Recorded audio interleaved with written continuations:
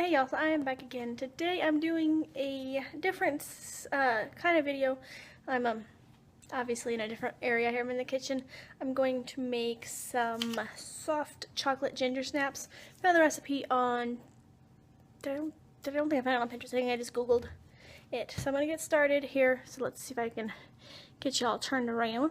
Actually, I'm going to go over here and turn the oven on first to 350. Tells you I bake way too much. So let's get started here.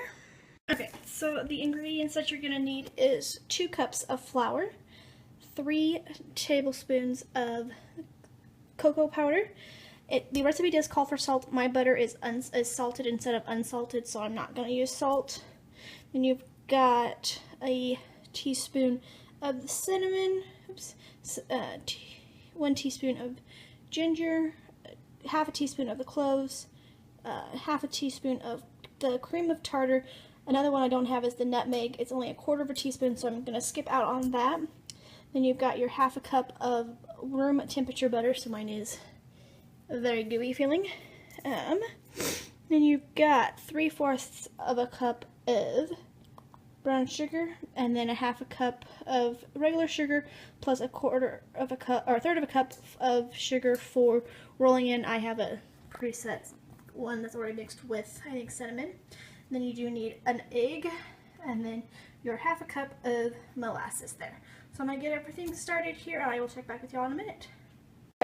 So I have all of it's the flour, cocoa powder, and the different spices and cream of tartar mixed in here. So I'm just going to kind of mix them in here. Let's see how well I can do this being with one hand.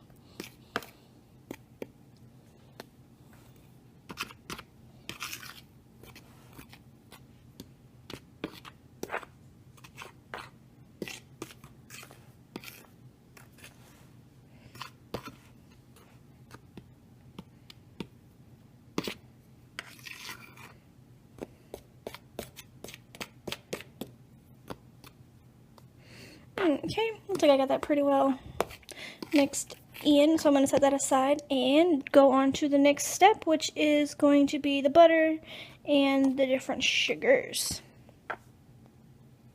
Okay, so we've got the butter and the sugars mixed here until kind of fluffy, and we added the half a cup of molasses, which I have to say smells really horrible, and the eggs. So we're going to mix that until well mixed in, and then I'm going to add the dry mix as well, so we'll come back and see what that looks like when all mixed together. Okay, so I've got everything mixed here.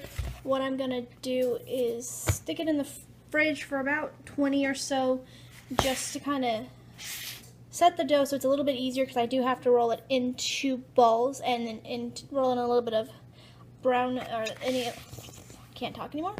So what I'm going to do is stick it in the fridge for about 20 minutes or so, let it kind of set a little bit, get a little firmer, so when I'm rolling it into the balls and then rolling it into the sugar mixture, it will have something it will be a little easier and less sticky, and it will kind of make it a little bit easier on myself. Okay, so I've got the first set rolled and kind of squished out a little bit. This is the normal size I do, which is just a normal cookie scoop, just to see kind of a size there. That's the normal one I did. I just wanted to play with some of the ones here. So I'm going to put those in, as well as these here, which are 1.5 of the normal ones. They are a little bit bigger. Let's see here, just to see the difference. Yep. So we're going to put them in here for, recipe says 14 to 16, so I aim for about 15 just to see, and then we will test them.